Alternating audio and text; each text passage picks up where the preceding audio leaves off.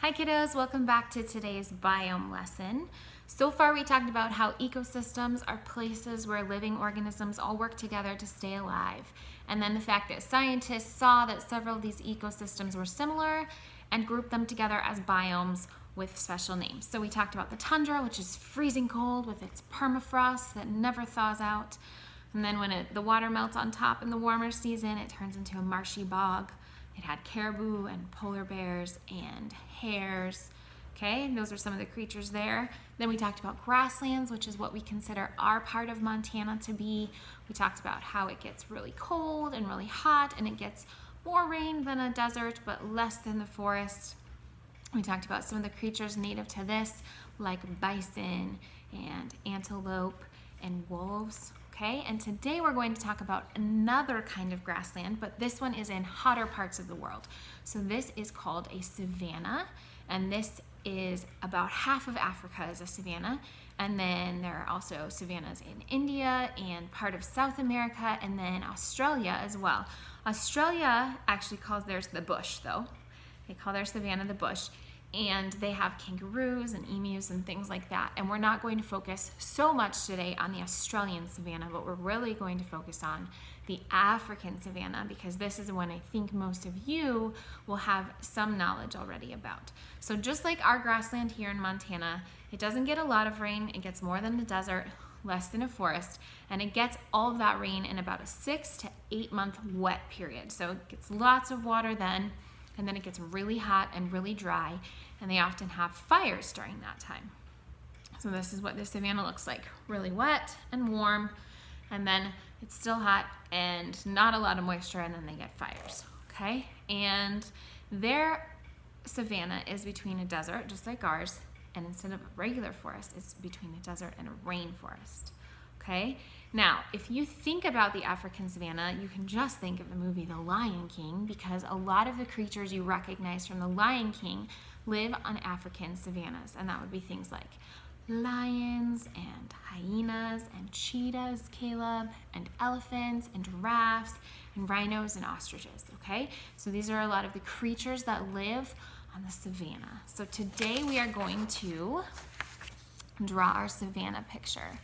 Now, parents, I will also attach to this video underneath in the description a link that Mrs. Jones sent. And there is a really cool part of the National Geographic for Kids website that has not only pictures of each of these biomes that we're talking about, but it also has video clips. And it has some video clips about the biomes, but then also video clips by continent. So if you click on the Africa one, you can see that it shows the pyramids and the savanna and the desert and all kinds of things from Africa, which will give your kids some understanding of all the things we've learned about this year starting to tie together.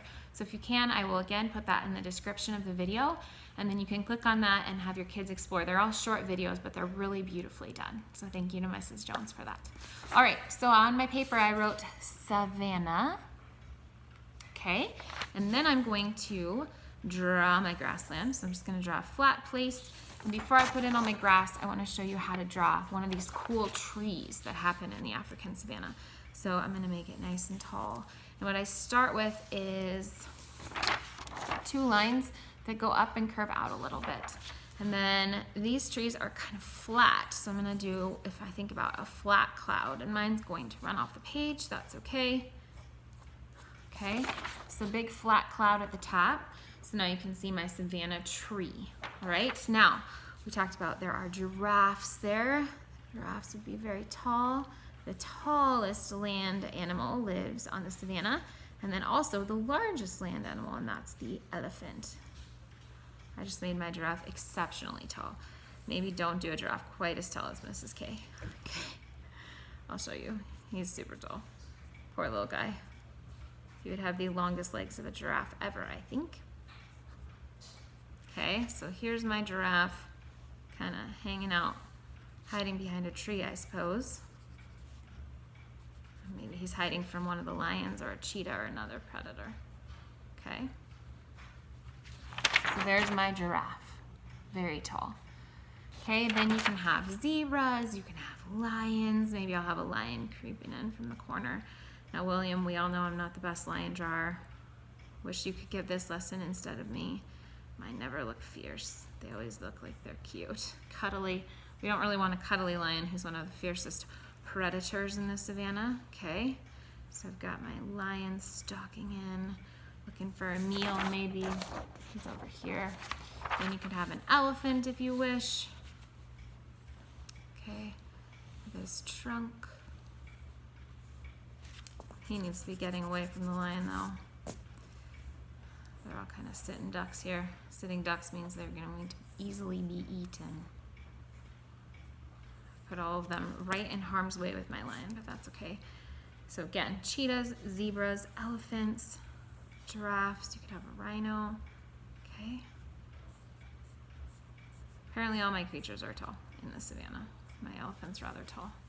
Well, although he's much shorter than my giraffe. Okay, so as you can see, I've got some of my savannah creatures, okay, and then we want to make sure we add lots of grass growing. Not a lot of trees. Some trees are okay, but mostly lots of tall grass. So here we go. Here's my grass, and now I'm ready to color my savannah. And then once again, make sure you save that, pop it in with your tundra and your other grassland page and save it so we can put these all together in a biome book. All right, that's it for today. Bye guys.